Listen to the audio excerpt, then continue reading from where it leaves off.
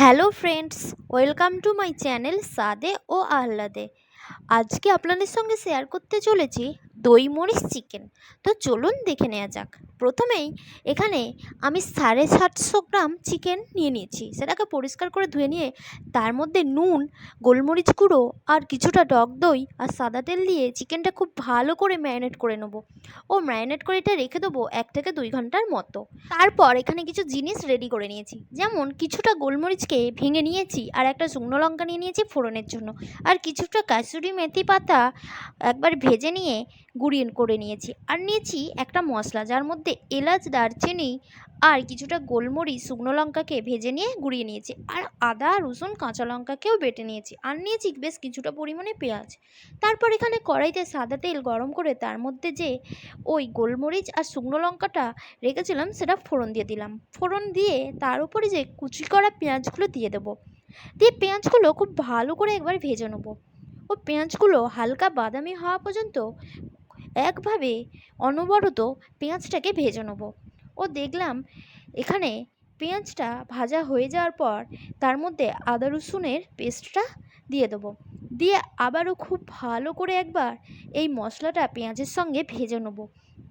এই সময় যদি কড়াই লেগে যায়, সামান্য জলও ইউজ করতে পারেন।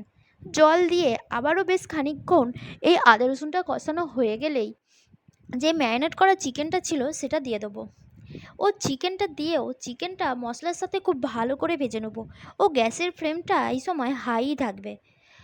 খুব ভালো করে চিকেনটা ভেজে নেবো। চিকেনটা ভাজতে ভাজতেই চিকেন থেকে বেশ খানিকটা তেল ছেড়ে দেবে। দেখুন বেশ খানিকটাই তেল ছেড়েছে। এই সময়ে যে বাটিতে ম্যারিনেট করেছিলাম তার মধ্যে কিছুটা জল নিয়ে গুলে দিয়ে দিলাম।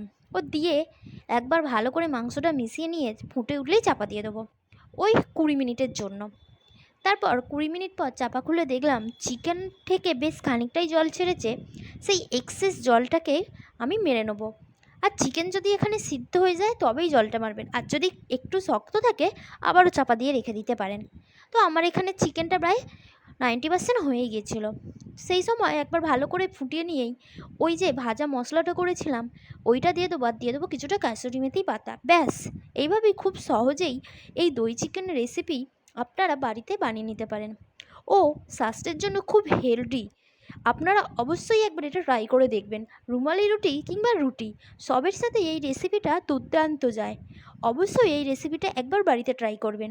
আশা করি এই রেসিপিটা আপনাদের ভালো লেগেছে। ভালো লেগে থাকলে অবশ্যই চ্যানেলটিকে একটি সাবস্ক্রাইব করে দেবেন। ধন্যবাদ।